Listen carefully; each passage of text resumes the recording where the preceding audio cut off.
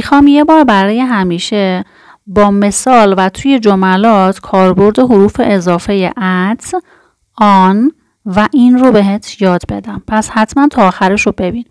I am جای خالی لندن اسم یه شهره، یه مکان بزرگه. برای شهرها، کشورها، مکانهای بزرگ از این استفاده میکنیم. I'm in London.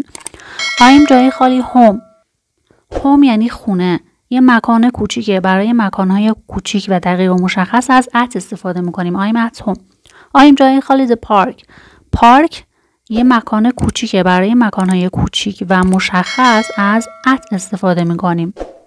I'm جای خالی a bus یه وسیله حمل و نقل عمومی بزرگه. برای وسایل حمل و نقل عمومی که میتونیم داخل اونها بایستیم و یا راه بریم، چون داخل اتوبوس ما میتونیم بایستیم و راه بریم، مثل train، مثل ship، از آن استفاده میکنیم. I'm on a bus.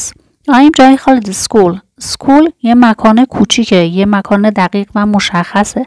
برای مکانهای دقیق و مشخص و کوچیک از at استفاده میکنیم. I'm at school.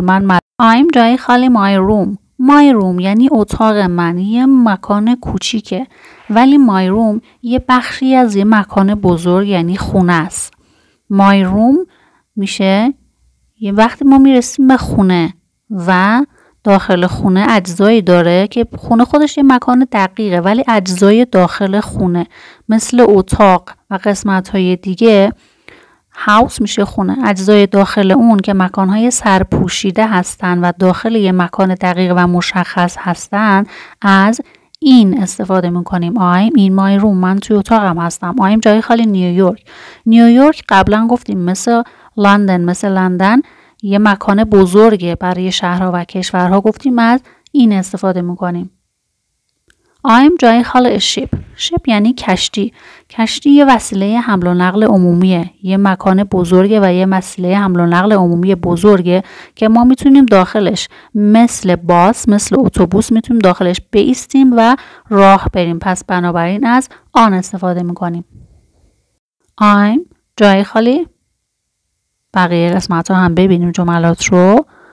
I am جای خالی the shopping mall یعنی پاساژ یه مکان کوچیکه، یه مکان مشخص و دقیق و کوچیکه. برای مکانهای دقیق و مشخص و کوچیک از at استفاده میکنیم.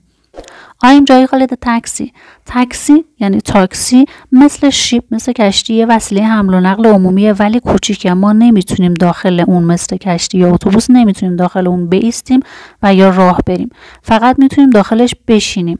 وسایل حمل و نقل عمومی که یا عمومی غیر عمومی که نمیتونیم داخلشون راه بریم از این استفاده میکنیم. I'm in a taxi. I'm جای خالی the washroom یه بخشی از خونه است. خونه یه مکان دقیق و مشخصه. گفتیم برای مکانهای دقیق و مشخص مثل خونه از at استفاده میکنیم، ولی washroom مثل روم و مثل بقیه اجزای خونه، چون یه بخشی از خونه است ما از و یه مکان سرپوشیده هست، ما از این استفاده میکنیم. I'm in the washroom. I'm جای خالی the flight من در حالت پروازم، یا توی هواپیما یه مکان حمل و نقل عمومیه مثل کشتی که ما میتونیم داخلش بایستیم و راه بریم، پس از آن استفاده میکنیم. I'm جای خالی the kitchen یه بخشی از خونه است، یه مکان کوچیکه که داخل خونه است. پس چون یه مکان سرپوشیده است مثل واشروم از و مثل روم از این استفاده میکنیم.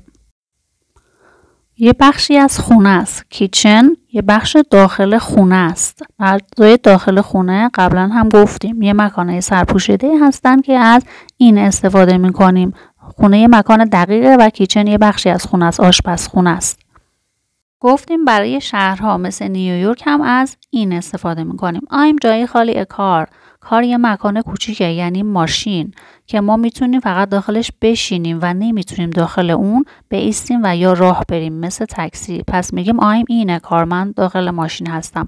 I'm جای خالی بایک هم یه مکان کوچیکه که میتونیم داخل اون بشینیم. یعنی در واقع با این تفاوت که نمیتونیم بگیم داخل بایک، یعنی داخل دوچرخه ما نمیشینیم، ما روی دوچرخه سوار میشیم، پس از آن استفاده میکنیم.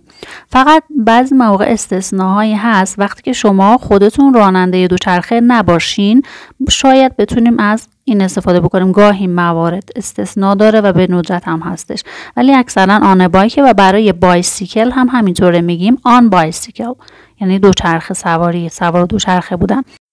I'm جای خالی آفیس. آفیس یعنی دفتر، مطب، مکان کوچیکه. برای مکانهای کوچیک و مشخص از ات استفاده میکنیم. I'm at آفیس. I'm جای خالی کافی. کافی یه مکان کوچیک مشخصه، از ات استفاده میکنیم. I'm جای خالی استرالیا. استرالیا یه مکان بزرگه. توضیحاتی که قبلا دادیم گفتیم برای مکانه بزرگ از یه حرف اضافه خاصی استفاده میکنیم، پس اینو شما بهم بگید. ممنون میشم اگر خوشتون اومد حتما سابسکرایب بکنید تا آموزش‌های بعدی رو از دست ندید.